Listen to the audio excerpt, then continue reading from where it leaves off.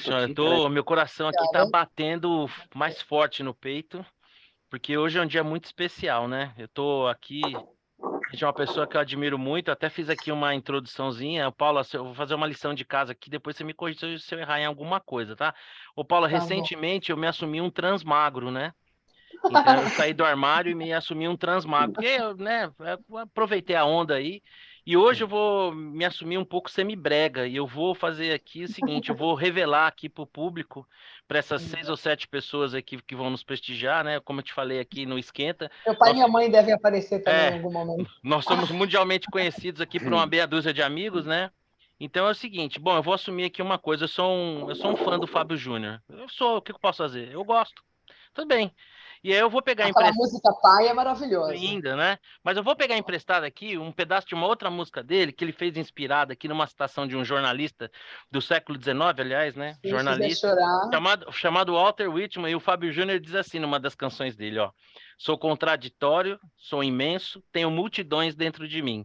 Eu acho que essa definição eu vou tomar emprestado para falar da Paula, porque eu acho que a Paula É transborda de tanta multidão. transborda de tanta coisa que ela é. Paulo, vê se eu fiz a lição de casa certinho, ó. Viveu 13 anos, ela viveu em 13 países diferentes, ela é escritora, ela é jornalista, foi correspondente internacional, é mestre em ciências políticas e estudos do Oriente Médio, é uma amante da liberdade de expressão. A Paula é multi, não é monotemática. Ela é uma tudóloga, né, de quinta grandeza, assim. Ela é tipo um sol Quinta que ilumina. categoria. Ela é um sol que ilumina assim a escuridão do jornalismo brasileiro que eu costumo chamar de jornalismo putiniquim. Mas como ninguém é perfeito, a Paula é corintiana, né? Então, mas acontece, tudo bem. A Bom, cintura foi baixa. é, Pra cima é flamenguista. aí, tá vendo? Ah, putz, pior ainda, mas Piorou, tudo né? bem. Piorou, mas Piorou. tudo bem, tudo bem. Todo mundo tem um defeito. Bom, eu e a Paula, a gente tem um amigo em comum, que é o Márcio Costa, né? E ele sabendo da minha admiração pelo trabalho dela, um dia me mandou um link de um podcast da Paula, que eu fiz que nem um livro que eu li do André Agassi, que o livro estava tão bom que eu comecei a limitar o número de páginas que eu lia por dia, que era para o livro Ah, durar mais, sério? né? Então esse podcast dela eu fui ouvindo aos pouquinhos, que era para durar bastante. Bom, Poxa. e assim que eu comecei a ouvir esse podcast, lá num determinado momento, né, a Paula falava que o objetivo dela era poder, com o trabalho dela, de alguma maneira, tocar as pessoas, né? Então, na hora eu parei de gravar, já mandei um recado pro Márcio. Falei, Márcio, avisa a Paula que, pô, ela me toca Tocou. profundamente. E muito generosa, né? Ela mandou um áudio para ele respondendo, e claro, né? Eu não perdi a chance, né, de já me declarar ali e quem sabe conseguir a chance que a gente está tendo hoje de bater um bate-papo, ter um bate-papo com a Paula. Então, assim, Paulo, obrigado demais por ter você aqui com a gente. Assim, é um super privilégio. Eu realmente, Obrigada a nas vocês minhas, por me nas, terem. nas minhas expectativas assim mais otimistas, eu não imaginei que a gente pudesse ter essa possibilidade. Bom, eu já havia apresentado anteriormente o Prazer. Vitor Loyola e a Tati, né? E eu vou aqui já abrir aqui com a minha primeira pergunta. Tati, perdoa aí a minha falta de cavalheirismo, mas o meu lado Manda bala. fã fala mais alto. Das tantas coisas, Paula, que você tem chamado a atenção, né? Nas suas colocações, nas suas falas, Hum. uma coisa que você chama muita atenção é que assim, a gente vive um tempo de frouxidão moral, né? E que a gente vive um processo de imbecilização coletiva. Eu queria que você Sim. falasse um pouco sobre essas duas coisas que você tem recorrentemente falado, que eu acho que vai ser bem interessante ouvir você falar sobre isso. Eu acho que até os imbecis estão percebendo sobre estão percebendo a imbecilização coletiva aí. É uma coisa, é fascinante. Eu estava pensando hoje, eu estava na praia e tinha uma galera ouvindo uma música assim que eu não, eu tento não ter julgamento. E eu entendo, assim, tu gostar de música ruim. Eu lembro uma vez que meu pai, uma vez eu estava fora e ele quis fazer uma gentileza, falou, filha, eu vou digitalizar a música que você escolher de presente. Aí eu falei, System of a Down. Imagina, meu pai deve ter chorado no chuveiro, né, quando viu aquilo. Falou, tem certeza? Aí tenho. Mas então, assim, eu estava pensando hoje que até não tem planta que escuta Beethoven. Então, assim, a gente conseguiu ficar inferior às plantas, porque hoje em dia tu põe Beethoven para as pessoas, ou sei lá, qualquer música um pouquinho mais complexa, que tenha mais do que 3 notas repetidas, acho que as pessoas não estão mais nem desenvolvendo a capacidade de perceber a complexidade daquilo e a beleza. Não sei, eu acho que está havendo eu achava que isso era só que pudesse ser uma coisa natural, talvez. Mas hoje eu já acho que é planejado mesmo, que a intenção é transformar o homem numa espécie de cachorro. Assim como a gente tem cachorro e a gente adestra, né? Eu não. O meu, eu me recusei a adestrar. Sofri por isso, inclusive. Até eu sirvo de como é que é? Eu sirvo para alertar contra esse tipo de liberdade Canina.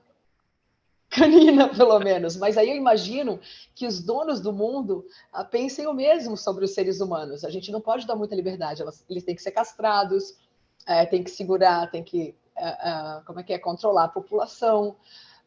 E eu acho que as pessoas estão virando o animal de estimação ideal. Não é nem de estimação, no caso, eu acho que é animal de carga, né?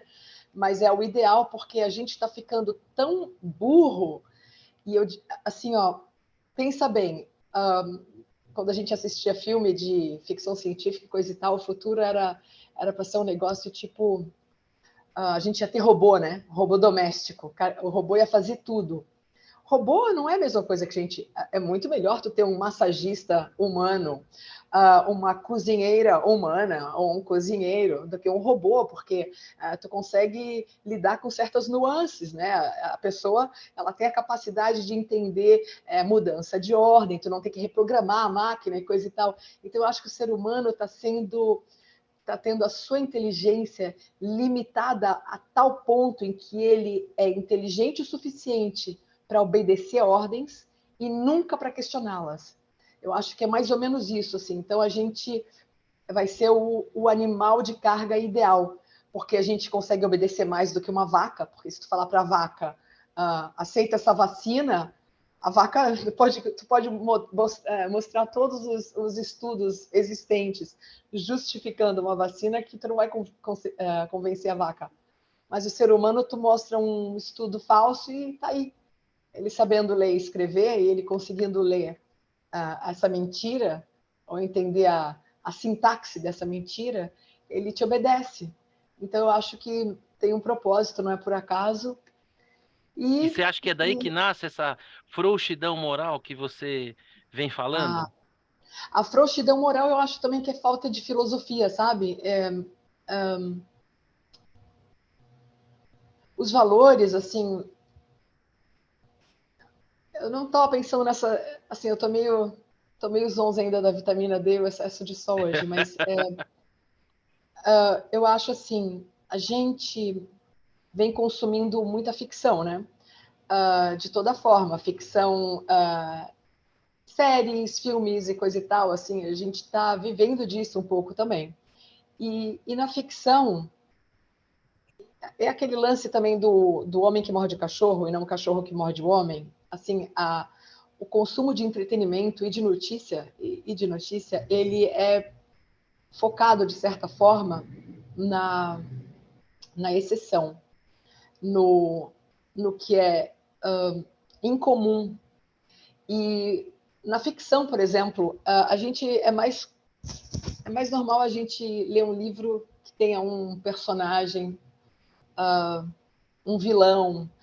Nós somos fascinados, né, pela Casa de Papel, vilania. né? La Casa de Hã? Papel, La Casa de Papel é um assalto, são bandidos e no final tá todo mundo torcendo pelos bandidos, né? Sim, isso acontece direto, né? Mas eu acho isso já para mim é um outro fenômeno, que é o fenômeno do te colocar no lugar do outro. Quando aquele é o teu ponto de vista, é dali que tu vai começar o teu julgamento vai se lançar daquele ponto de vista, né? Daquele ângulo. Então é dali que tu vai julgar todo o resto que está à tua volta. Mas eu acho que a gente conseguiu inverter as coisas, assim, o ruim é o bom, o errado é assim, sabe lembra daquela lei de Gerson, o esperto, não sei o que lá? O importante é levar vantagem em tudo. Isso, e aí eu acho que isso foi também, de certa forma, tão explorado como mecanismo fictício de criação de personagem e de história, porque isso dá história, né? A história de uma pessoa normal, boa, que faz tudo certinho, Aí que tá, ela era tão comum que ela não precisava, que ela não virava história. Não tinha E graça. aí não tinha graça, essa é a palavra. E aí, quando o erro começa a ser o motivo, né, o tema da ficção e do que a gente consome, assim, até do jornalismo também, eu acho que as coisas vão se invertendo e até normalizando também, de certa forma.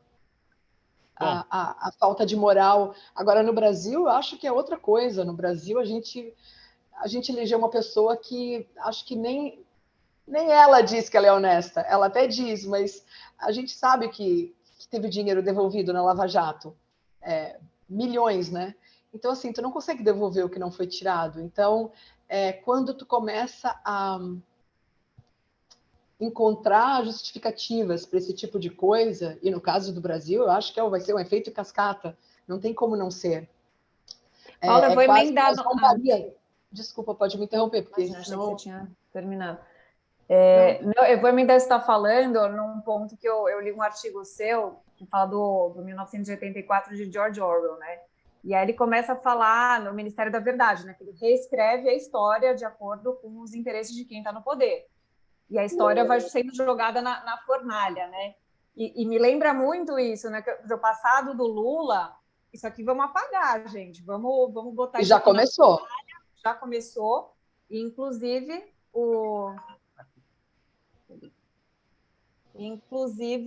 existe a iniciativa aí do ministro Flávio Dino de criar um órgão regulador da imprensa, né, um órgão regulador que vai dizer o que é verdade, o que não é, inclusive tem que ser um órgão com celeridade, ágil. O que é um órgão, né, para regular ágil? O cara olha lá, não gostei disso aqui, apaga a mentira, né?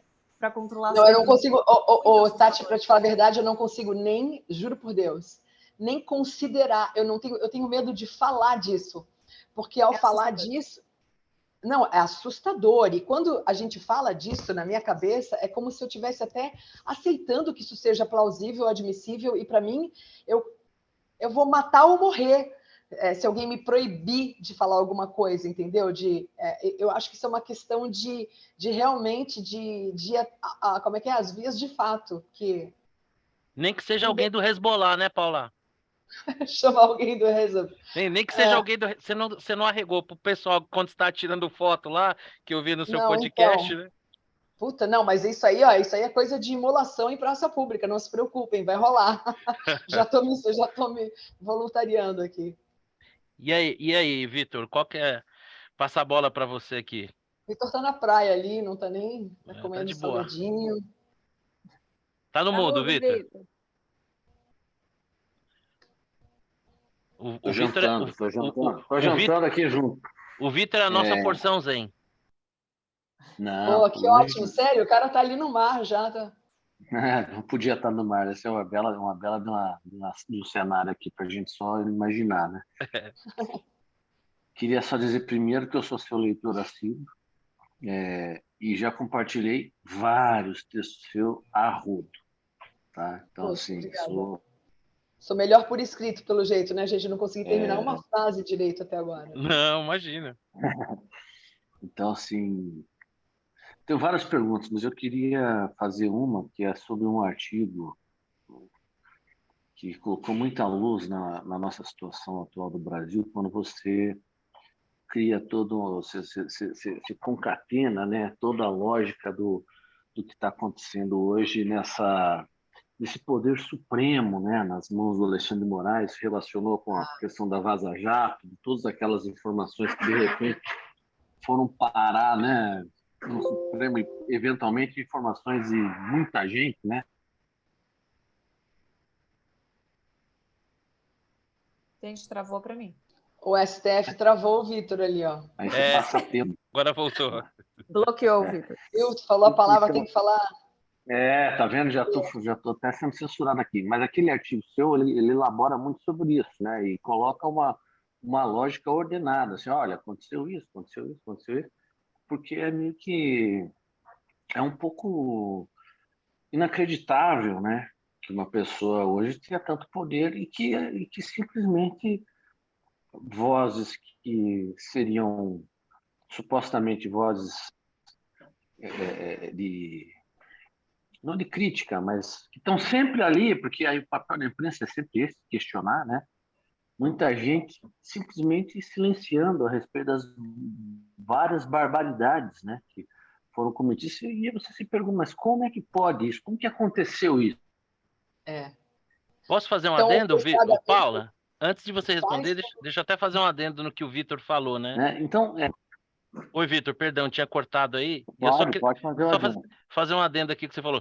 Inclusive, tomando como fundo, né? Eu ia falar exatamente, o nome do artigo chama O Bobo da Corte e o Medo, né? Que a Paula realmente ali, para mim, Isso. eu li um, É, eu vivi uma situação na esse minha artigo aí. vida.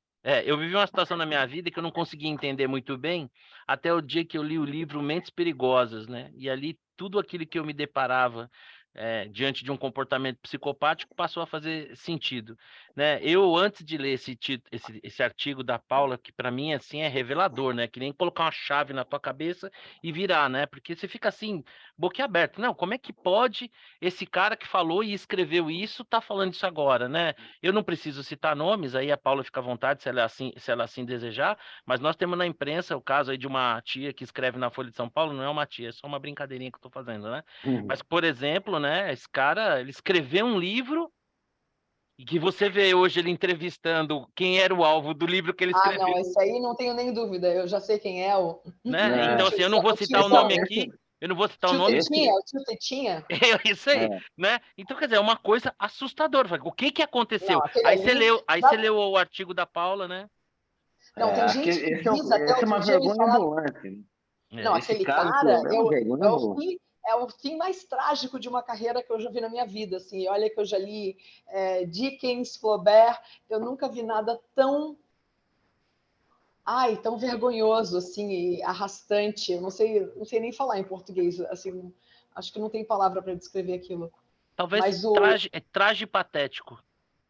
Mas traje só patético. para fechar, né, eu queria só fechar para a pergunta, se você puder elaborar mais a respeito disso. E assim, quando você publica um artigo desse, que tipo de represália você sofre? Porque você realmente está remando contra a maré, né? Está remando contra a maré, e obviamente seus artigos têm um grande alcance, que eles, tanto no site do Poder 360, E eu quanto depois não, que eu vai. incomodo gente, eu já vi que eu incomodo gente que, sem nomear ninguém, eu estou provocando algumas pessoas que não apenas estão lá no topo do poder, elas não são apenas bem conectadas com gente no alto, elas são incrivelmente bem conectadas com gente lá embaixo. Então aí é mais perigoso ainda, né? Essa semana a gente teve Como no uma Rio de visita Janeiro. surpreendente aí, né? Ah, Tem um vídeo aí que viralizou mostrando um ministro adentrando aí o pois Complexo do então, Alemão com uma autoridade, uma facilidade que ninguém que não for da pois é. quebrada não consegue, né? Pois então, é o tipo da coisa que com 5.000 reais ou 500 tu consegue resolver, né? Então, é perigoso mesmo, mas é o tipo da coisa que não... quando eu resolvi fazer jornalismo mesmo, eu já tinha decidido que isso não seria um impedimento para mim, porque senão eu ia ficar tão dividida, eu acho, e tão num limbo assim, até profissional para mim. Se ou tu encara esse tipo de medo, ou então assim, eu não tenho, eu não sou irresponsável. Eu acredito que eu possa estar correndo risco mesmo. Imagino que tenha gente que muito poderosa e com muitos contatos no topo e no subsolo que me odeiam, mas eu deixo a vida me levar também, porque senão, agora, quando eu escrevi o Bobo da Corte, o Medo, logo depois, foi o Bobo da Corte? Ah, não, quando eu escrevi um artigo chamando o chefe do STF de Vossa Excrescência, que é um pouquinho antes do Bobo da Corte e o Medo, acho que foi depois desse, sim. Eu estava chegando em casa e chegando da praia, então assim, eu caminho, então a um quarteirão eu já tinha visto um carro de polícia na porta do meu prédio e parado na calçada, na frente, na entrada, na porta do meu prédio. Dava para passar só 2 pessoas entre o carro e o portão. E aí eu tô vendo eles, o carro tá parado, a luz está acesa. Eu falei, não pode ser para mim, né? Pô, mas nessa época eles estavam até, como é que é? Invadindo, a polícia estava entrando na casa de médicos. Flávio Cadediani, Ricardo Zimmermann, pegando os celulares e computador. Então, quando eu vi esse carro da polícia ali com a luz acesa, eu pensei, pode ser para mim, de alguma maneira, vão achar alguma coisa, porque esse aqui é o lance da arbitrariedade, né? E das leis, assim, das leis injustas. Elas servem para perseguir o inimigo. Então, os amigos vão sempre ser protegidos, não vão ser acionados com aquela lei. Mas os inimigos podem cair a qualquer momento. Então, quando eu passei pelo carro da polícia, com aquela luz ligada, eu vou entrar no meu portão, aí um cara pega dentro do carro da polícia, abre a porta e sai. Aí, quando eu vi aquilo, eu falei, puta, é para mim, né? Então, eu continuei andando, dei a volta logo depois, fui para o boteco, sentei, fiquei lá sentada até o carro da polícia ir embora. Eu não sei o que eles queriam, mas que eles estavam na minha porta, a luz ligada, estavam. Ô, Paula, mas o conteúdo desse artigo, não vou dar spoiler aqui, até para quem quiser ver, ele é muito revelador, né? Porque o que você defende ali, né? Me corrija se eu estiver errado, é que aquele material que tornou público na Vaza Jato, ele é a ponta do iceberg de muito mais coisa Sim. que foi grampeado, vazado e que Não teoricamente tem como pensar de outro jeito. é, e que teoricamente colocaria nas mãos de um grupo muito limitado muita informação sobre muita coisa, o que até justificaria, por exemplo, mudanças de comportamento como desse jornalista aí, que é uma coisa É. que salta aos olhos. Eu queria... Mas Como é que você então, deixa eu te elaborou falar. esse? Então, eu já vi quando, tu vê, o demora, né? Ele moralmente devia chamar demora, mas o Demore, lá lendo o Demore do Intercept, ele me seguia no Twitter. Uma outra lá também, como é que chama? Cecília, eu acho, me seguia também, Andrew Fishman. Aí quando eu fiz um fio sobre o Greenwald, como que ele apoiava a direita nos Estados Unidos, como que ele defendeu o nazista e coisa e tal. E isso sem julgamento nenhum. Eu estava só mostrando que o ídolo da esquerda no Brasil era um cara que, se as pessoas soubessem o que ele fez nos Estados Unidos, eu lembro até que eu sentei com 2 amigos ex-colegas da Folha, e eles ficaram tão chocados. Como que você fala isso? Qual é a sua fonte?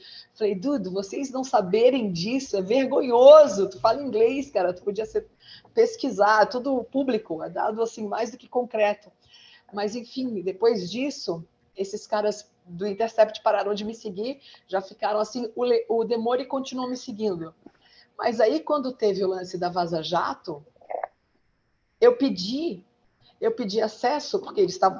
O Greenwald falou isso: qualquer jornalista que peça tem acesso, entra aqui, não sei o que, não sei o que lá. E eu pedi, e o Demore daí não só parou de me seguir, me bloqueou quando eu pedi. Então eu falei, Eu ué, também tenho eu modestamente também tenho esse privilégio. Sou um bloqueado. por que razão eles não iriam querer que eu entrasse lá e visse as mensagens? Daí eu pensei, o que os outros jornalistas têm que eu não tenho? Aí tu começa a calcular.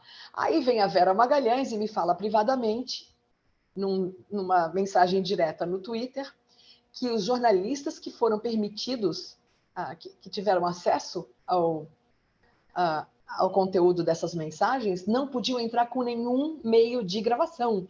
Não podiam entrar com celular, com máquina fotográfica, nada, só podiam entrar com papel e caneta. Aí tu pergunta, então, outra coisa. O que tu, como jornalista, pode conseguir com apenas uma caneta e um papel, analisando 7 terabytes de mensagens? O que tu, com mínima noção de psicologia, iria imaginar que o jornalista vai fazer quando ele tem acesso a essas mensagens? Primeira coisa é Ctrl F e o nome do jornalista para ver se tem mensagem dele lá, porque tinha mensagem de 1.000 pessoas, de jornalista, deputado, juiz. Ué, então se é sobre a Lava Jato, quase certamente qualquer jornalista que interagiu com procuradores da Lava Jato e juízes da Lava Jato ou com acusados da Lava Jato teriam alguma das suas mensagens ali. Então, quando tu entra num lugar desse, com papel e caneta, e tu não pode gravar nada, eu acho que, psicologicamente falando, a primeira coisa que uma pessoa normal faria é Deixa eu ver o que escapou de mim. Vamos ver se me hackearam também, né? Porque não precisa nem te hackear. Se tiveram as mensagens dessas pessoas, todos os interlocutores vão estar ali expostos. E aí, nessa, tu cria o quê? Tu cria a pessoa está rendida. Porque se ela vir uma mensagem sua elogiando um procurador, falando, nossa, eu sou super admiradora do seu trabalho, eu queria tanto uma entrevista com o senhor, que o senhor é o meu ídolo. Ou, olha, eu queria uma entrevista com você, ou você pode me dar uma exclusiva, eu tenho umas coisas para te contar também. Daí tu vê, porque no jornalismo isso acontece demais, né? Essa troca, tem uma troca de favores, isso eu tenho pena disso não ser exposto de forma mais clara, porque as pessoas precisam saber como que o jornalismo é feito. E tem muito jornalismo que é feito assim, né? Aquele lance de ver como se faz uma salsicha, né? Do Bismarck, eu acho que é isso. Mas, enfim, então, o que eu acho que foi criado ali é com 7 terabytes de mensagens, tu conseguiu deixar grande parte da elite brasileira refém de quem tinha essas mensagens na mão. E veja bem, tu não precisa ter cometido nenhum crime, tu não precisa ter feito nada imoral, inclusive. Basta tu ter falado alguma coisa, o cara ter elogiado a bunda da cunhada, o outro falado mal do chefe, um outro Uma piada de mau gosto, né? Por exemplo, coisa. que hoje em Como dia é o o lance da suficiente. Carmen Lúcia. Como o lance da Carmen Lúcia, que teria feito uma piada, horrível, inclusive, sobre o neto do Lula, que foi ele que morreu? É isso. Ou sobrinho, neto, Né? né? Segundo a Veja, eu acho que é a Veja, eu não quero ser exata aqui, porque eu não tenho. A memória está me falhando aqui, mas segundo, eu acho que a Veja, a Carmen Lúcia teria feito uma piada num grupo de Zap que foi pego nessa conversa, e ela teria dito que o Lula era do mal e que por isso o neto dele, assim, a implicação do comentário é horrível mesmo. Nem está no meu artigo lá, quem quiser ler, leia, porque lá tá. Eu sou mais fiel à suposta fala literalidade. da Carmen Lúcia. Mas, enfim, então é uma coisa assim que tu fala privadamente entre amigos ou colegas, pode vir te pegar. Então ali ela já ficou rendida também. Só que nesse caso, essa notícia foi publicada. Agora, e o que não foi publicado? O próprio Glenn Greenwald falou, a gente tem o vídeo, eu baixei, claro, e tem link para ele nos meus artigos, tem um vídeo em que o Greenwald fala: temos mais material do que o que foi revelado da Vaza Jato só sobre jornalistas. Só sobre jornalistas. Ele diz que tinha mais material sobre jornalistas do que tudo que o Snowden conseguiu pegar da NSA sobre a inteligência, assim, uma quantidade inominável de informação, de palavras, de textos que podem ser tirados do contexto. Pode pegar uma frase solta aqui, outra ali, e tu pode destruir quem tu quiser. E, no entanto, até hoje, o Greenwald não revelou isso. Ué, por quê? Aí A há que se própria perguntar. imprensa, de forma geral, né? Não, então, mas quem tinha isso em mãos, quem tinha todo o acervo dessas mensagens roubadas, era o Greenwald e o Intercept. E tu vê que logo depois que rolou a Vaza Jato, o Demore tá assim com o tio Rei, né? Nossa O tio Rei, Senhora. eu fico imaginando o que esse tio Rei deve ter feito. E ele até hoje não me processou. Aproveita, tio. O que ele deve ter feito para ele ter mudado de forma tão desavergonhada? Para ele que escreveu um livro dos Petralhas, hoje está lambendo o chão em que o Lula sua, sabe? É uma coisa assim, ai, credo, dá até um nojo. Um aperitivo a gente teve naquelas gravações que se tornaram públicas, né? Dele conversando com a irmã do Aécio, né? Aquilo lá não deve ser nada perto do... Olha, eu já ouvi umas teorias assim bem pesadas, porque aí tu tá livre para imaginar que essa pessoa já se expôs como sendo alguém cuja opinião dela própria sobre ela não vale nada, Porque se ele tem um mínimo respeito por si mesmo, pela sua história, ele vai falar, não, eu continuo achando que o PT é um partido de bandidos, é uma organização criminosa, como ele falava. Então, tu não deixa de ser uma organização criminosa, não tem como. Ele já criticava a Lava Jato, ele já sabia que a Lava Jato tinha os seus problemas. Então, não é que nada lhe foi revelado depois da Vaza Jato que ele já não soubesse. Não teve nada ali, inclusive. Mas tem uma linha do tempo que mostra, assim, né? Que até um determinado ponto que a Lava Jato foi, tinha gente que era muito crítico. E aí, a partir do momento que ela começa a chegar num determinado partido, algumas figuras públicas até então muito críticas, muito fragorosamente apoiavam a Lava Jato, passam a mudar, porque parece que a Lava Jato começa a chegar onde não deveria, né, na nossa turma. Ô, Tati, eu queria passar... Deixa eu só fazer, ainda nesse tempo, para fazer duas Pode falar. perguntas. Primeiro que essa informação, se ela é uma informação pontual, né, que o vazamento aconteceu lá nos idos de 2016, né, eu não sei, eu lembro de 2016, 2017, eu não sei qual é o tempo, mas ela faz um tempo, né? Faz uns 5 anos. Eu não acho que ela é pontual de uma época e o tempo vai passando. À medida que o tempo passa, a informação fica menos poderosa e menos nociva aos que estão lá participando. Então, acho que tem uma tendência de que, se é só isso, o tempo vai passando, você vai ficando, dependendo da gravidade das coisas reveladas, o negócio fica lá no passado. Há 20 anos, então.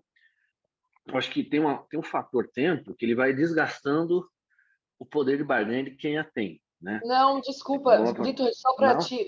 E se a mensagem for um cara falando pro irmão dele, falando, puta, cara, dos meus 3 filhos, o meu favorito é fulano. Não tem nenhum crime aí, não tem nenhuma imoralidade, é uma confidência boba até, que destruiria uma família. Então tem 1 milhão de possibilidades. Ela tem o mesmo poder, ela é atemporal, né? Esses exemplos que você deu são atemporais. Sim. Mas aí, acho que eu perdi o contato. Vocês estão me ouvindo? Estamos ouvindo você, não estamos vendo. Você está travado, mas estamos ouvindo. Tem uma conexão ruim aí na tua ilha. Tá. Putz. Acho que agora foi. Ô, Tati, eu queria passar a bola para você enquanto o Vitor não volta aqui, aí depois ele volta com a pergunta dele. Voltei. Voltou, olha. Ouvindo? Pode falar, Tati. Estão me ouvindo ou não? Agora estamos ouvindo. Deixa eu só passar a bola para a Tati e aí a gente complementa depois com esse assunto. Mas você quer falar alguma coisa diferente aí, só para não tirar o Não, eu sei que desse exemplo que a Paula deu, o dano é atemporal, concordo, mas para alguns casos pode ser que com o tempo a coisa fique menos poderosa. Mas assim, a pessoa que está sendo, entre aspas, chantageada, não seria esse o termo, né? Mas seria esse termo. Ela fica com raiva de quem está fazendo isso, né? No fundo, ela vai obedecer um padrão, mas vai ficar louca da vida. E quando tiver oportunidade, né, pode até passar uma rasteira, porque você não vai criar uns cordeirinhos né, para sempre. Então me responde. Por que uma Vera Magalhães, e eu tenho um questionamento meu mesmo de ter revelado que foi ela que me falou, apesar que ela que veio até a mim me dar essa informação, eu nunca a pedi por essa informação, eu nunca prometi sigilo e ela nunca me pediu. Eu, por uma questão de educação, mantive o nome dela secreto por um tempo. Agora, quando eu vi que ela não falou nada contra a Vaza Jato e ela veio privadamente até mim falar, Paula, você sabia que a gente não podia ter acesso eletrônico a nada ali, tinha que entrar com papel e caneta apenas? Aí tu também tem que questionar. Por que ela... isso não é uma informação jornalística? Isso não é importante para o leitor saber que era esse o limite, que tu podia ficar lá quantas horas quisesse, tu ia ter que copiar à mão as mensagens? Que história é essa? Então aí também tu pergunta, por que a Vera não falou? Eu não sei, de repente alguma coisa lá da Vera que ela não iria gostar de ter revelado. E ela sabe que tem na mão. E é isso que eu digo. Tu segura a lealdade da pessoa quando tu fala assim, olha, fica à vontade, veja tudo que eu tenho aqui para você ver. Tem inclusive coisa sobre você. Sai daqui bem bonitinha. Prática mais conhecida como chantagem. É chantagem, Então, é blackmail, compromise. Não. Aliás, Eu acho um livro que eu quero recomendar antes que eu me esqueça, eu vou começar a ler agora, eu já consegui. Chama A Nation Under Blackmail. A jornalista é fenomenal, ela é minha ídola. Ela deve ter metade da minha idade, essa mulher Ela é é a sua maravilhosa. Paula Schmidt. Ela é minha Paula Schmidt. O nome dela não, eu nem comparo, porque eu acho ela infinitamente melhor. Ela é fodona. O nome dela é Whitney Webb. E ela acabou de escrever, publicar um livro de 1000 páginas. Então, assim, até essa parte eu fico com um pouco com raiva, que eu acho que ser sucinto é uma espécie de generosidade. Mas, enfim, ela publicou um livro de 1000 páginas chamado Uma Nação Sob Chantagem.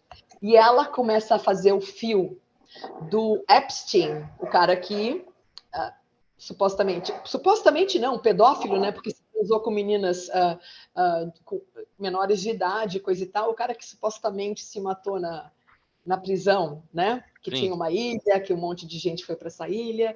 Então, esse cara, Jeffrey Epstein, a Whitney Webb começa a traçar o começo dele com relação o começo das suas conexões com o poder. E começa na Casa Branca com um jantar da Hillary Clinton, alguma coisa assim. Alguém lhe apresenta para Hillary ou para o Bill Clinton, e dali começa, e ela vai vendo assim o nome dos advogados que são os mesmos dos dois, e vai fazendo. E aí a teoria dela é a seguinte, e eu já suspeitava isso do Epstein há muito tempo, já digo que ele, quando falavam que ele é pedófilo, não sei o que lá, eu falava, gente, um cara que tem esse tipo de hábito em uma ilha dessa, é óbvio que isso serve para ele chamar as pessoas famosas, poderosas, deixar uma câmera ali na parede e acabou, aquela pessoa é refém para o resto da vida. Entendeu? É muito fácil. E aí eu comecei a achar, agora eu já cheguei nesse nível aqui, que eu acho que grande parte das pessoas no poder estão no poder exatamente porque lhes foi permitido estar lá, porque elas estão no cabresto da chantagem de alguma coisa que fizeram na vida. Essa é uma prática que se atribui muito, por exemplo, ao serviço secreto cubano, né? Que todo diplomata que põe o pé em Cuba, lá de qualquer país, eles têm Os aí. especialistas são os israelenses, tá? Não vamos negar. Todas as empresas, quase todas as empresas privadas de espionagem que são contratadas para tu chantagear as pessoas são de ex-agentes do Mossad, Black Cube, Psy Group, Cambridge Analytica também tinha gente. Isso aí é bem conhecido no meio. Até o Ehud Barak também, que era amigo do Epstein, amigo do outro lá, o estuprador de Hollywood, como é o nome dele? Esqueci o nome do produtor. Harvey Weinstein. Então, inclusive, foi o Ehud Barak que apresentou para o Harvey Weinstein o pessoal da Black Cube, uma empresa de ex-agentes do Mossad, que foi usada para seguir, investigar e ameaçar os jornalistas e a Rose McGowan, que estava processando o Harvey Weinstein. Eu já escrevi uns 2 artigos sobre isso. Aliás, eu vou te contar uma coisa que tu não vai acreditar. Eu não vou entrar em detalhes assim, mas eu escrevi, até posso ver aqui quando que eu publiquei o artigo sobre a Black Cube. 3 dias depois, um dos meus melhores amigos estava sendo contactado por eles para ver se queria trabalhar com eles. Caraca. Eu tenho todos os não deve ser coincidência. Ô, Tati, você ia Não, fazer uma então. pergunta ali uma hora e quando o Vitor estava concluindo a pergunta dele. Perdão, Vitor, eu que te interrompi. Não, vamos lá. Eu tenho a questão sobre a condição da pandemia, mas eu acho que eu vou deixar para os meus colegas, porque eu tenho certeza que o Porto deve querer tocar nesse tema das críticas ao lockdown. Imagino eu. Sim, com certeza. Se ninguém Mas perguntar, eu pergunto. Eu sei que você quer perguntar, e eu também perguntaria, mas eu tenho outro ponto que me interessou bastante, que é um assunto que eu gosto muito, e eu vi que você foi correspondente no Oriente Médio, né? E teve uma experiência em campos de refugiados na Palestina, né? Refugiados palestinos. Tu chegou a ler esse do campos de refugiados? Dos campos, não? Então, eu não encontrei o artigo, eu vi na sua bio.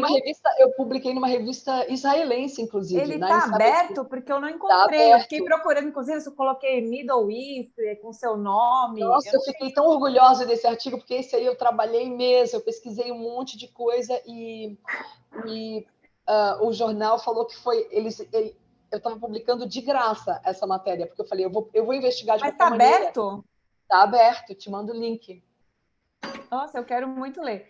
Vou até Mas procurar eu agora. acho que me interessa muito e eu tenho assim, a impressão de que manter esse monte de pessoas lá, que hoje já acumula 5 milhões, com o status de refugiados, mesmo 3 gerações depois, sem que nenhum país possa absorvê-los, né? Assim como tem fluxo de refugiados para todo canto, e normalmente eles são absorvidos por aquela cultura, seja pela Jordânia, Egito, enfim. E lá, no caso dos palestinos, eles se negam a ser absorvidos. Eles têm que manter os refugiados palestinos como palestinos. Isso faz parte de uma agenda de esquerda, inclusive, contra Israel. Bravo, a leitura que eu tenho. Então, eu queria saber se você concorda ou qual que é a sua opinião. Muito boa a tua leitura. Eu não concordo que é de esquerda, no entanto. Não necessariamente. Tu vê a revista que publicou esse meu artigo, ela é de esquerda. Agora, o que eu acho é o seguinte: se tu tem uma ONG para salvar o urso panda, é do teu interesse que o urso panda continue sendo ameaçado. Porque o dia que tiver uma superpopulação de urso panda, a tua ONG é fechada.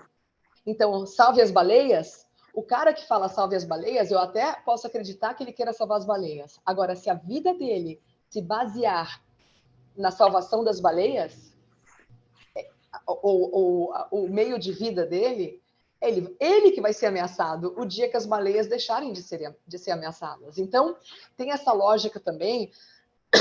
Eu vou te falar uma coisa que eu tive uma briga, inclusive, com um ativista palestino super famoso. Esqueci o nome dele, mas ele tem um site que eu até acho que tem umas coisas boas lá, chama Electronic Intifada. Mas ele, por exemplo, e isso me dá nojo, ele, quando é oferecido aos palestinos, digamos, a chance de, aceita isso aqui, a gente não te dá isso e não te dá aquilo, mas a gente te dá esse pouquinho aqui. Aí o cara pega e fala assim, do conforto do seu escritório ar-condicionado lá em Chicago, sei lá onde que ele está, ele fala, não aceitamos. Eu não aceito. Você não aceita porque você não está morando no esgoto em Gaza. Então eu acredito que tu tem que ter orgulho e tu tem que defender teus direitos também, mas tem uma outra questão aí que é muito triste para mim, que é o seguinte: a vida é uma só. Assim eu acredito, e mesmo que tu acredite em reencarnação, essa encarnação é uma só. Então é nessa que tu quer ter o direito de viver, de ter filhos, de poder educar teus filhos, de poder comer uma comida boa, ter um final de semana na praia.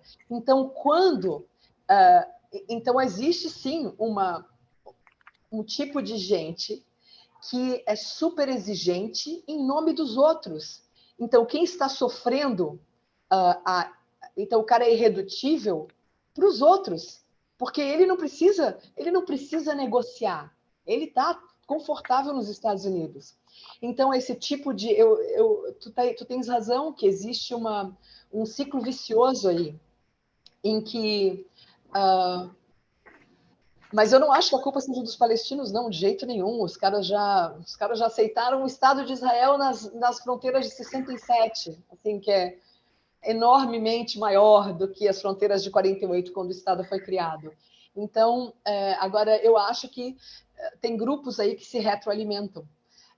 Eu contei num podcast que, quando eu morava no Egito, a gente vivia sob lei de segurança nacional, ou lei de emergência, não sei como é que fala. E essa lei, obviamente, justificava muito mais monitoramento do governo, ausência de democracia. E qual que era a justificativa? A inimizade e a ameaça de Israel, que de fato era uma ameaça, mas então essa ameaça estava favorecendo um grupo, uma elite que estava no poder e que estava imune a críticas, porque, e é aquilo, não critica, senão o PT volta. Não teve É um isso. bode expiatório, né? Precisa ter um inimigo externo. Não acho que no caso, bode expiatório não é porque, assim, eu acho que é pior que isso. Por exemplo, quando o Bolsonaro estava no poder, tinha muita gente que tinha crítica muito legítima a fazer a ele, mas existia um medo genuíno de dizer, não critica, senão o PT volta.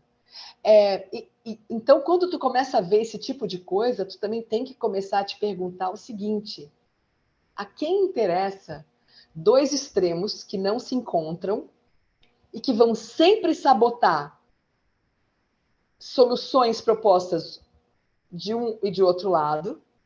É assim, por exemplo, outro dia alguém falou das joias do Bolsonaro, que eu não li ainda sobre o assunto, então eu não tenho opinião nenhuma. Eu estou falando só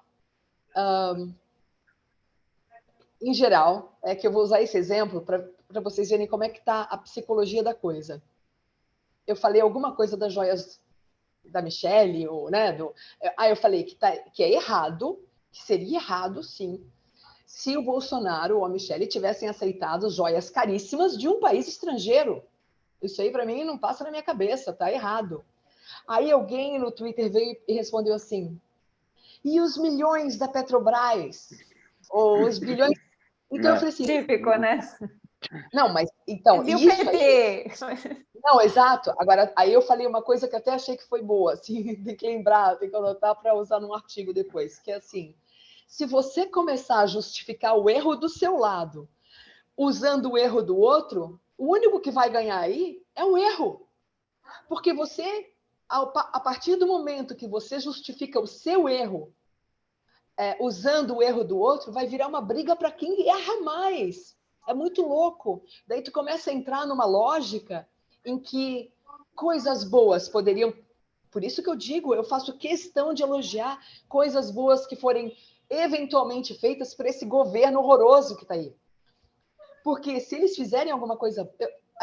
A gente tem que lembrar que o nosso maior objetivo realmente tem que ser o nosso povo. Não é outro, não tem nada. Não é você ganhar e você poder dizer, não disse? Não pode ser isso. Tem gente morrendo, tem gente sendo vacinada à força para não perder emprego, tem coisas horripilantes acontecendo no nosso país, e eu acho também que é produtivo tu dar um feedback positivo quando existe alguma coisa positiva, porque senão tu elimina o teu próprio poder de regular os políticos que estão que tu critica, entendeu? Se tu tá sempre de um lado, se tu é sempre a mesma torcida, a tua torcida não vale nada. Ela só serve para reafirmar. Não, outro dia eu fui super xingada ali no Facebook, falando, você ajudou a eleger o Lula. Eu falei, nossa, por quê? Eu sou super antipetista, todo mundo que me conhece sabe disso. Eu lembro, você criticou o Bolsonaro abertamente. Eu critiquei quando ele errou, pelo amor de Deus, a gente não pode mais fazer isso, né? Não, eu também, eu saí de um grupo também por causa disso. Ô, Paula, deixa eu falar uma coisa. Falando em Bolsonaro, Lula e tudo, eu já ouvi você dizer que é uma pessoa de esquerda, né? Você é mais esquerda, mas da mesma forma você assumiu um voto no Bolsonaro, né? Eu particularmente, uma coisa que me assusta muito e acho que você é uma maravilhosa exceção dessa regra, que é a seguinte, né? Em geral, a sensação que eu tenho, mesmo não sendo de esquerda, né?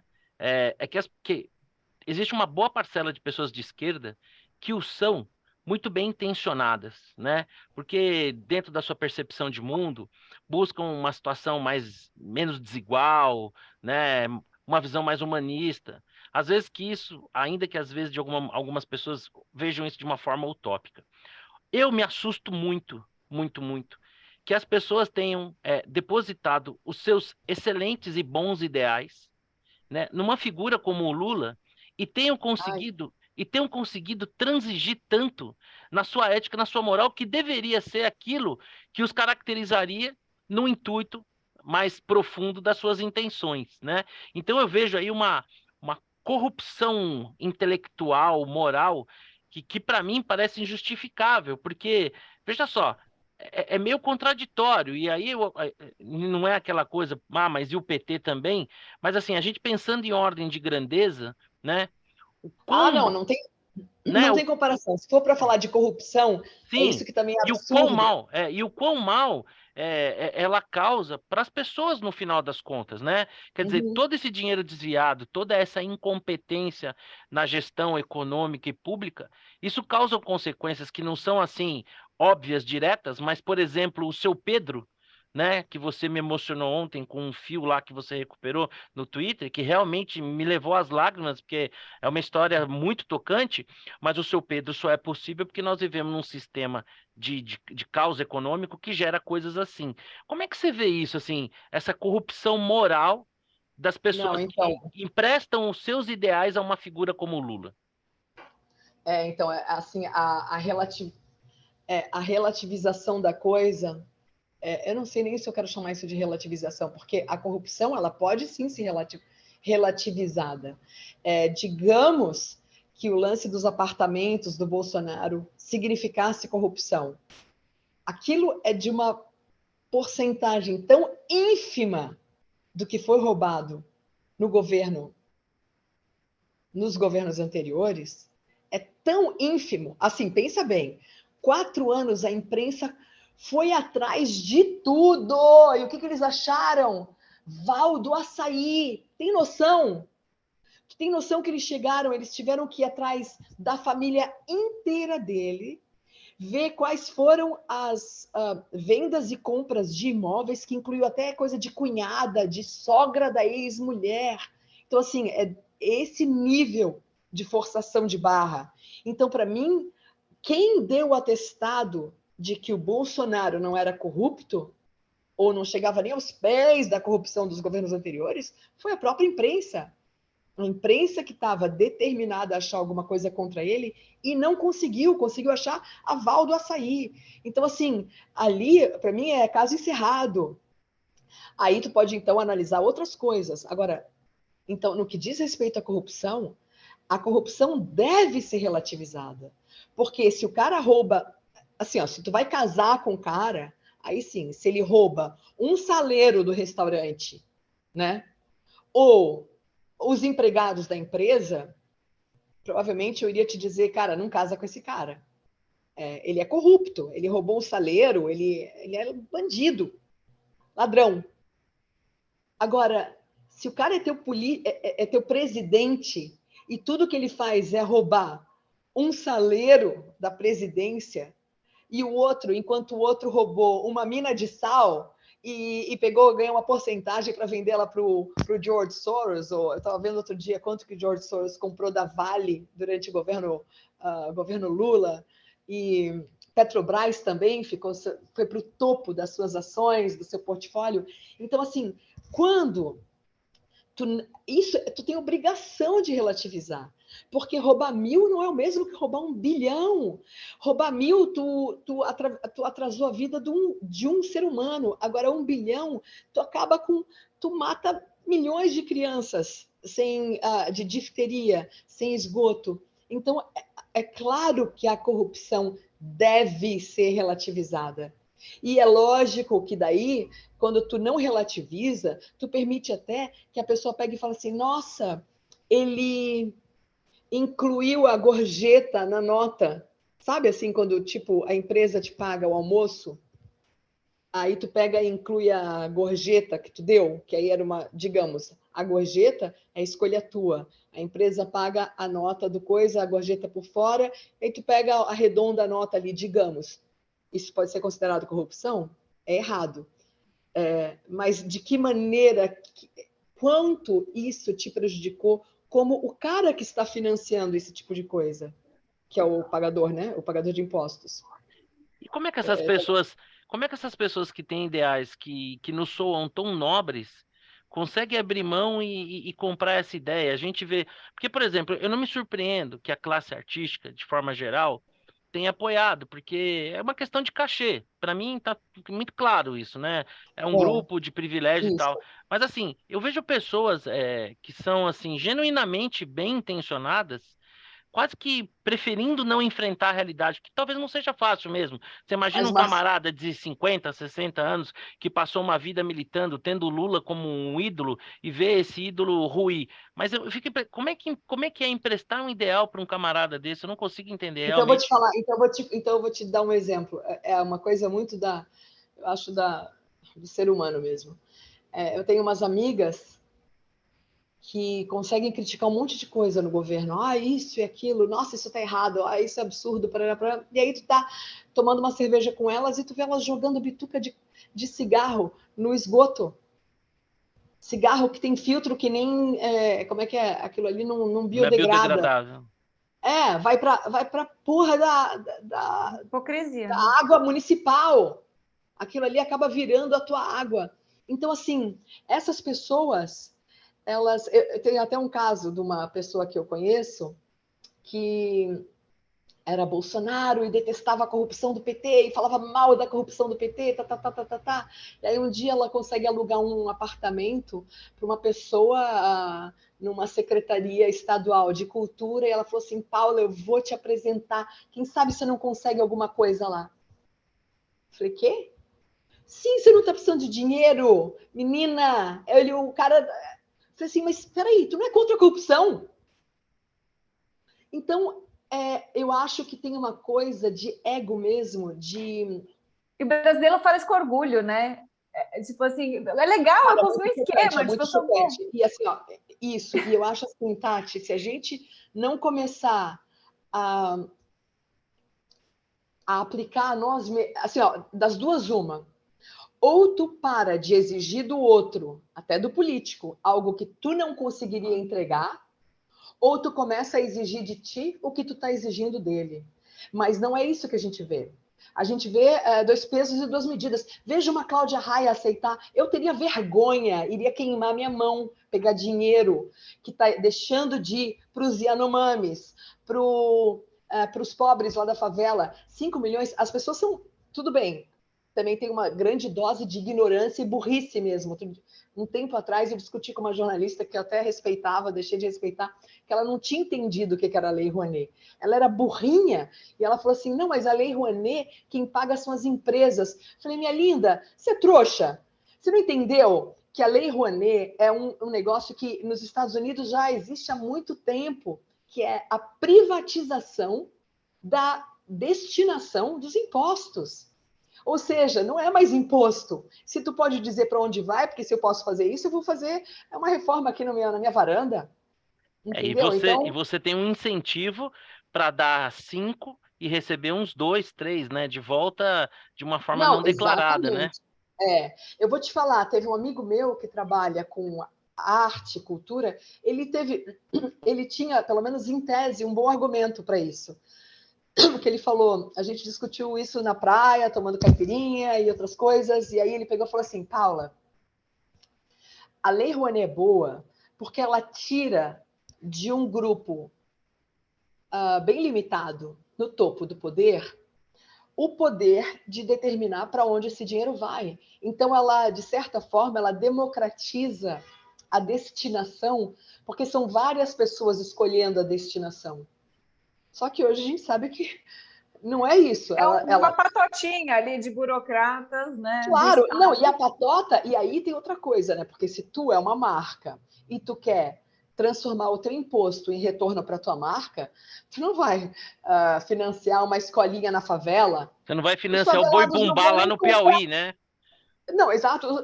Os favelados não vão nem comprar a tua marca. Tu vai fazer o quê? É um show sei lá, como é que é? No Rock in Rio. Vai patrocinar o Circo de Solé, a Ivete Não, Sangalo.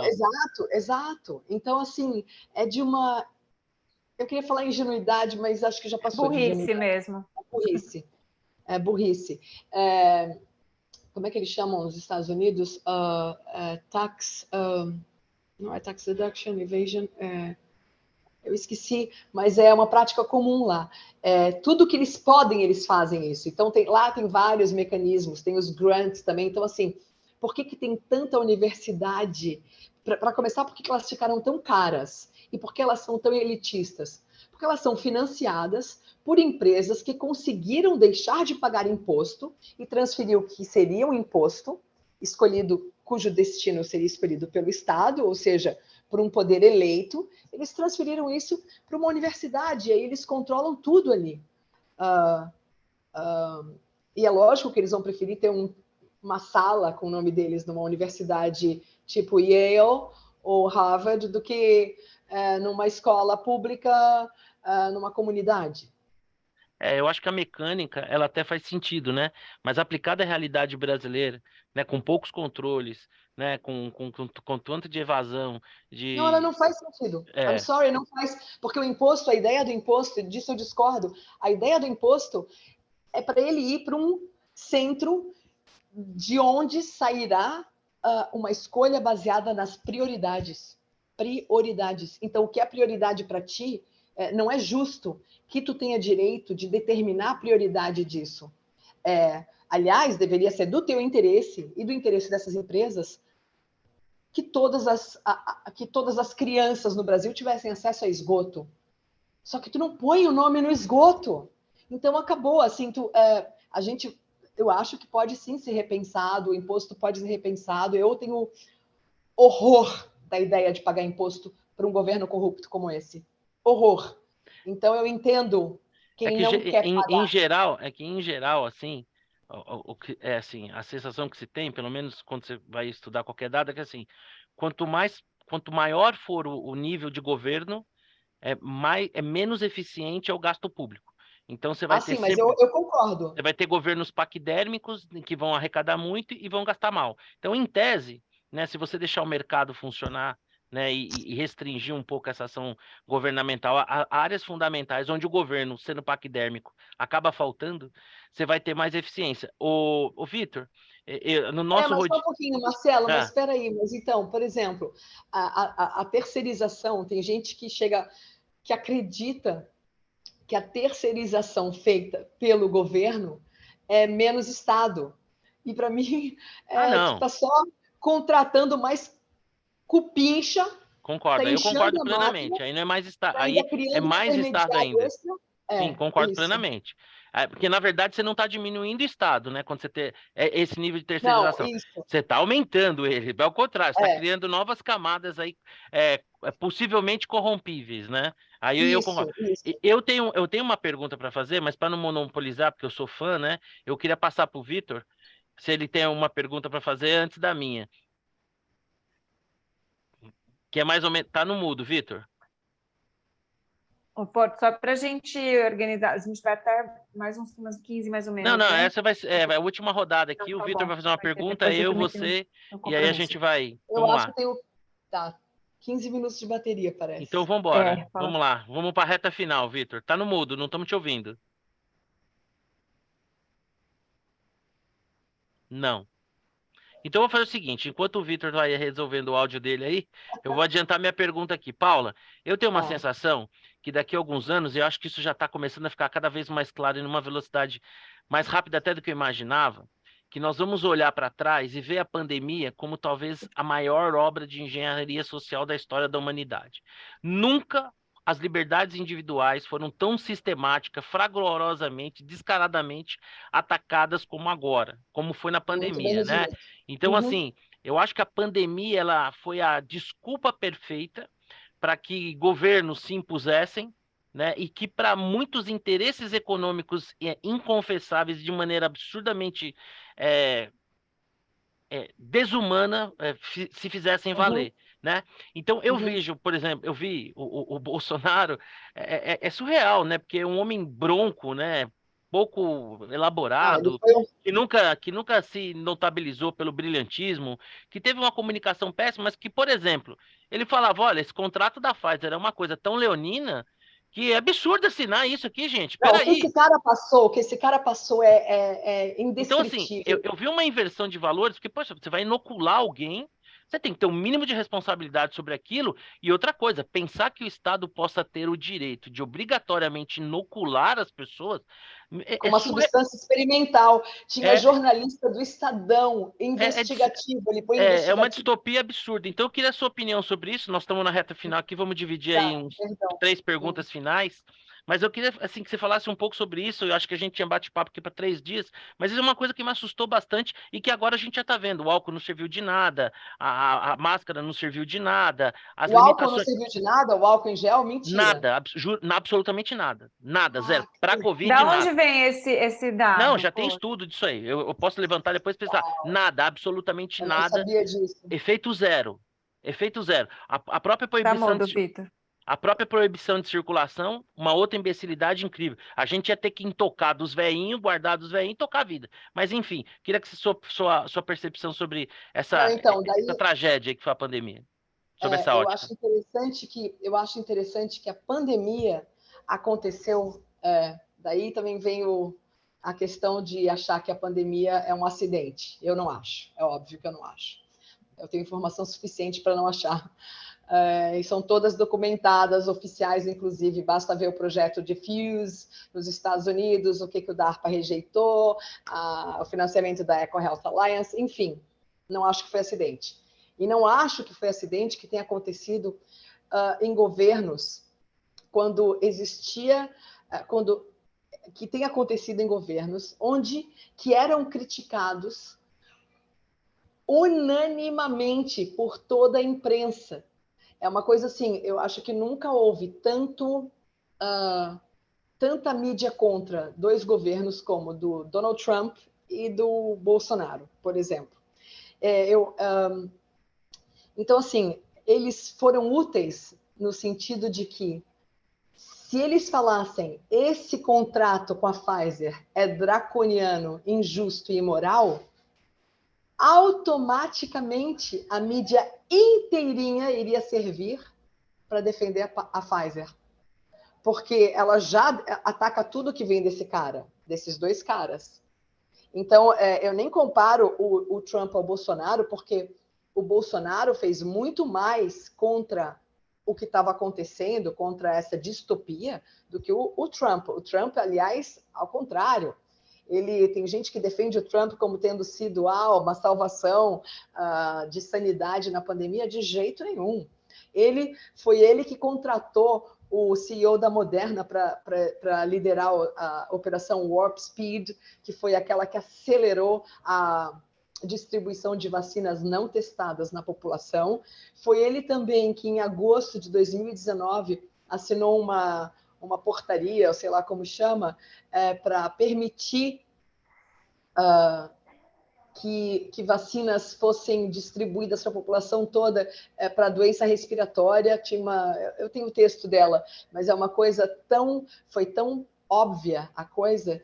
Ele fez isso em agosto. Em agosto, eu tenho vídeos de pessoas falando: vai acontecer uma pandemia, e está claro porque a gente viu a portaria que o Trump assinou. Então, assim, eu não quero comparar os dois, mas no sentido de eles terem servido para... Tu vê, agora, eu não sei se tu viu, teve um subcomitê no Congresso americano analisando a possível origem laboratorial do vírus. E estava todo mundo caindo de pau no Trump, dizendo que ele facilitou para a China. Assim, tu vai ver, a coisa ainda vai ser feita de um jeito que os poucos acertos da pandemia vão conseguir virar erros para perseguição política. Agora, como que as pessoas aceitaram esse tipo de coisa? Eu digo que tem três jeitos de explicar, né? Que é Milgram, Asch e Pavlov.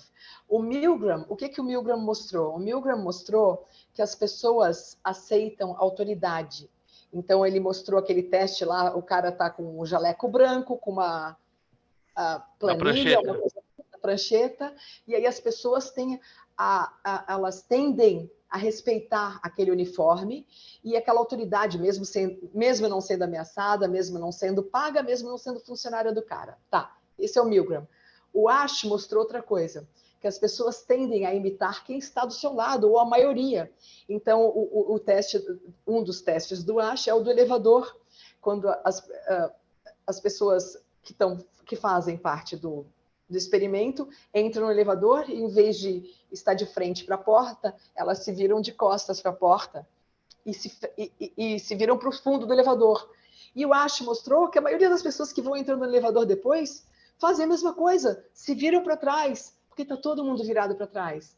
E aí o terceiro mecanismo, eu acho, se eu pensei nisso, imagina se esses caras não pensaram. O terceiro mecanismo é o Pavlov, que é aí o uso de palavras, a imbecilização coletiva é tamanha que tu fala negacionista, anti-vax, genocida, e tu não precisa falar mais nada, acabou. É que nem como se fala com um cachorro, senta, levanta, pega. É a mesma coisa.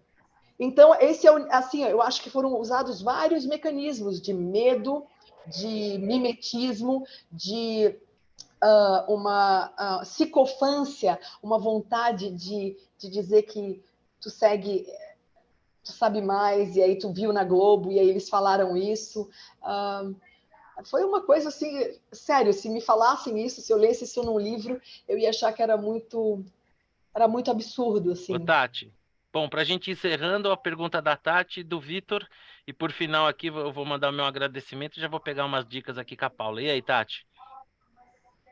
Não, acho que era esse o último tema que eu queria ouvir a Paula falar, assim. Você tinha certeza que eu ia perguntar, né? Eu sabia que você ia perguntar.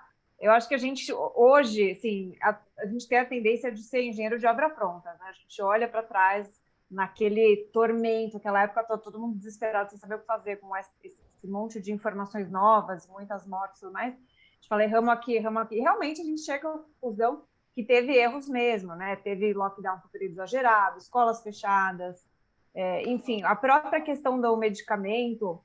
Não sei se de repente vou falar cloroquina não era tão ruim assim, ajudava para alguma Não pode falar coisa. esse nome, senão o YouTube Foi derruba a gente, pelo crucificado amor na de época, Deus. teve várias críticas, mas ao mesmo tempo. Tati, os dois maiores médicos do Brasil, dois dos maiores médicos tomaram. Então, assim, eles podem falar o que eles quiserem. Se eles tomaram, tomarem, mas assim, Roberto tomaram, Calil. mas pode ser que se não tivessem tomado ia dar na mesma também. Então, muita gente falava. A maioria, 90 e tantos por cento, lá sobrevivia. Então, tomando cloroquina ou não tomando, que era o argumento contrário, dá na mesma. Então, o Bolsonaro disse que tomou, tomei isso, tomei aquilo. O outro Eu pode tomei não ter tomado. Ivermectina, eu não sou vacinada, ninguém da minha família tá todo mundo vivaço. Então, assim, pode ser que você não tivesse tomado Ivermectina, eu estaria exatamente do mesmo jeito. A gente não sabe. Talvez um dia a gente vai saber, talvez mal não faz, mas enfim. Agora, em relação a vacinas, não era testado 100%. Cara, eu acho assim, Titanic tá afundando. Mano, pula no barquinho, no botinho. Não, mas o botinho é certificado pela NASA, senão eu não vou pular. Vai no botinho, então não tenho certeza que a vacina toma. E para mim, posso um dia estar errada, salvou muito a vida mesmo. Que bom, eu sou contra obrigar por lei, sempre fui contra, mas que bom que forçaram, que aceleraram esse negócio de vacina. Nossa, Tati, desculpa, tu tá super mal informada. Eu sinto falar isso. Não, mas não, tu tá muito eu não acho que eu esteja mal informada. Eu acho que a gente tem pontos de super mal informada. Não. A gente já sabe dos excessos de morte nos países. Basta tu comparar quantos morreram no primeiro ano da pandemia sem a vacina e quantos morreram no ano da pandemia com a vacina. 23% de excesso de morte. Não tem mais como enganar. Bom, Austrália, eu acho que a gente... Isso aí, os números estão mais do que claros. Morreu mais gente de vacina, morreu mais gente no ano da vacina do que no ano sem vacina? Claro, tu não sabe disso? Então... Não sei, aí tem Poxa, nossa, mas isso aí a gente já variar. sabe em 2021. Acho que o agora senso comum, quer dizer, não sei. Não, senso comum não, é ciência. Não, senso comum não ciência, assim. O Vitor talvez saiba mais do que eu. Assim, eu não vi, não conheço nenhum dado que diz que quanto mais a vacinação, mais gente morria. Nossa, mas eu tô adorando. Deixa eu só falar um negócio aqui. Eu vou te mandar os links depois. Manda que eu quero ouvir. Manda que eu quero ouvir. Sim, só um negócio aqui. É uma informação completamente nova para mim. Não, então, e foi bom acontecer isso, porque a gente vê que tu não tem nenhuma marra ideológica, nada, tu é inteligente, tu tá usando o bom senso, que é o barquinho tá afundando, eu não vou ver se o bote tá e tu não sabe. E isso a gente já está careca de saber. A gente tem os números todos do Yellow Card da Inglaterra, do VAERS americano, da Austrália. Não tem mais dúvida, já está mais do que eu Olha, olha, então deixa eu só fazer uma observação. de direita, não vi essa informação, mas legal, me manda. Vamos só, Não, então te mando. Então, peraí, não manda não. Eu acho que a Vai gente já cair tem na aqui... bateria, mas... Não, peraí. Acho que a gente já tem um bom pretexto para um Paulo Schmidt 2 a missão, né? Então, já temos um tema aí para Não, então bora fazer isso, Tati. Eu vou te mandar Vamos. os documentos e aí tu volta. Eu vou compartilhar Bora. os contatos e a gente vai marcar um novo papo sobre isso. O próximo com o Baileys. É isso aí. O próximo tem que estar mais turbinado. Daí eu não arranco os teus olhos, né, Tati? Eu vou ter que tomar um ginzinho para Ô, Vitor, vamos para a sua última pergunta aqui para a gente liberar a Tati, liberar a Paula. Pô, que papo legal. E legal que o papo tá acabando, mas com muita coisa para falar ainda. Então temos uma chance boa de ter a nossa convidada de novo com a gente. Agora que esquentou e a bateria está caindo. É sempre assim. E aí, Vitor, sua última pergunta para a gente encerrar. Teria várias, mas vou fazer uma bem simples. Até tinha uma outra do Vaza Jato, mas deixa para depois. Então é o seguinte, se Bolsonaro lá em março de 2020 tivesse feito um discurso efusivamente pró-lockdown, você acha então que a nossa mídia em geral se posicionaria muito favoravelmente ao modelo sueco? Não entendi. Ah, tá. Isso seria o contrário, né? Seria contrário. É uma pergunta interessante. Nós não temos um universo paralelo para saber. Mas então, imagine que o Bolsonaro falou, não, temos que fazer lockdown, temos que ter lockdown, isso aqui. Na minha cabeça, eu tenho certeza absoluta que teríamos uma mídia falando bem da Suécia. Ó, a Suécia! Coisa que não aconteceu, né? Mas aí, mas eu me questiono isso, sabia? Porque, por exemplo, o Instituto Serra Pilheira, que é financiado pelo Itaú, né, pelos donos do Itaú, ele financiou o lockdown o tempo todo. Então, assim, era do interesse, é lógico que é do interesse de grandes bancos que os pequenos negócios sejam fechados. Os grandes bancos estavam comprando a rodo pequenos negócios, Passo Ponto, as grandes lojas de departamento estavam abertas na pandemia. Quem se ferrou mesmo foi o pequeno comerciante. Foi feita uma reconsolidação de negócios, uma transferência de renda, isso é claro, né? Mas também uma reengenharia da propriedade. Nunca tantos pequenos negócios foram fechados na história. Nos Estados Unidos, em maio do primeiro ano da pandemia, ou seja, 4 meses depois do começo oficial da pandemia, 100 mil pequenos negócios já tinham fechado permanentemente.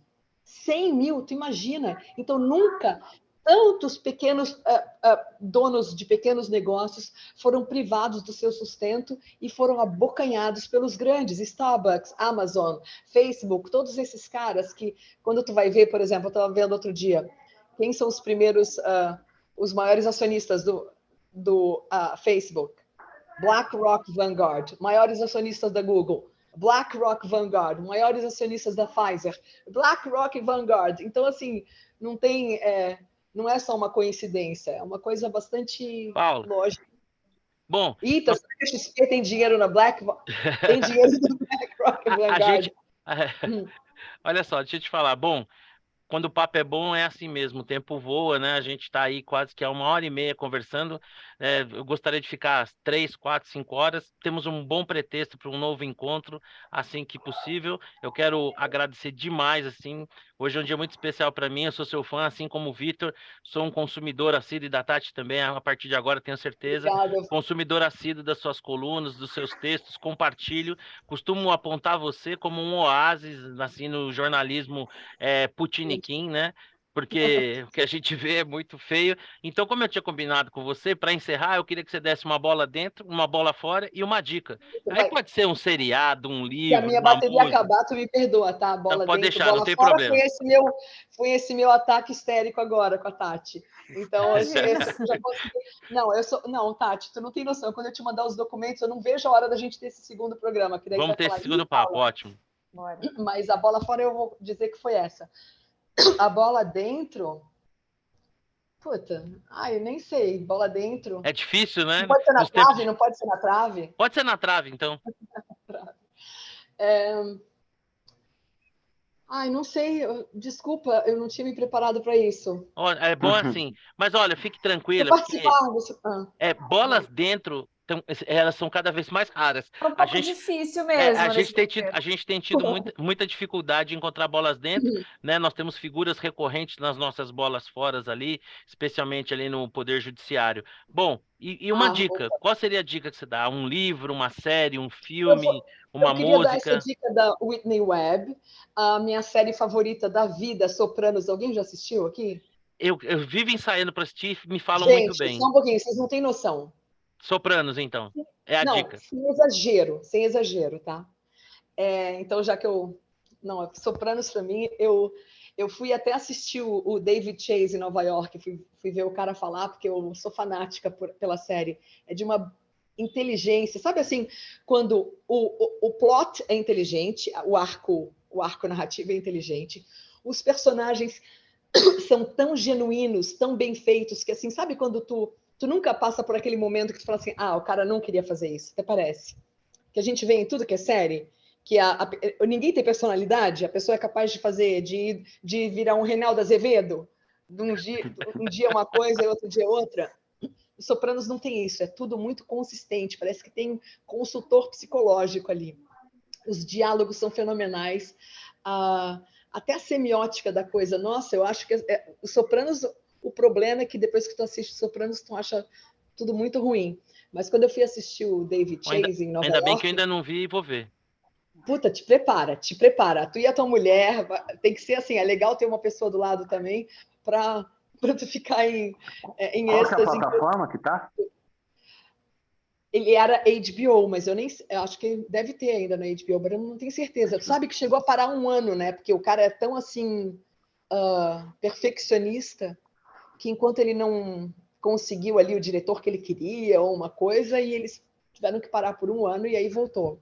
Mas quando eu estava em Nova York, eu estava na fila para ver o David Chase, e aí tinha uma atriz do meu lado e ela tinha um ticket extra, e eu tentei comprar dela para trazer uma amiga minha libanesa que estava em Nova York também. E aí eu falei para ela, nossa, eu tenho vergonha de falar, mas eu já assisti Soprano mais que uma vez, eu nem quis dizer quantas, são 100 episódios, é muito tempo da vida investido. Aí eu falei, vergonha. Ela falou assim, não precisa ter vergonha, porque eu sei pessoalmente que os críticos de Nova York, críticos de cinema, tentaram se reunir uma vez para chegar a um consenso qual teria sido o melhor filme já feito na história. E o único consenso ao qual eles chegaram foi que o melhor filme que já foi feito não era um filme. Era uma série. Bom, então com essa super dica valiosa, eu lamentavelmente, com o coração partido, encerro esse nosso bate-papo com a esperança de que em breve a gente pode reeditar e falar sobre tantas outras coisas que a gente poderia ter falado e que não caberiam. A Paula Schmidt não cabe em 1, 2, 3, 4, 5, 10 horas. Então, obrigado pela sua generosidade de estar aqui. Obrigada a vocês Tati, também. obrigado por me fazerem companhia dessa viagem aqui. E eu já acabando aqui, já vou colocar a nossa vinhetinha Obrigada ali. a vocês. Tati, eu quero ver também o teu trabalho lá dos políticos, menina. Eu quero ver isso, eu quero usar Do até. ranking. Eu vou compartilhar os contatos de ambas. É ranking dos políticos, né? Eu já tinha ouvido falar isso. É muito legal o trabalho que eles fazem. Sim, é bem grande a iniciativa. Muito legal. Bom, gente, parabéns, um abraço. Eu quero ver melhor isso. Obrigada. Tá, um abraço para vocês, muito obrigada. Beijão para todos, até a próxima. Obrigada. Obrigado, Paula. Valeu. Tchau. Com Baileys, né, Tati? Oi, com Baileys o próximo. O próximo com Baileys. Eu vou na Coca Zero. Eu vou na Coca Zero porque eu já falo muito. Valeu, gente.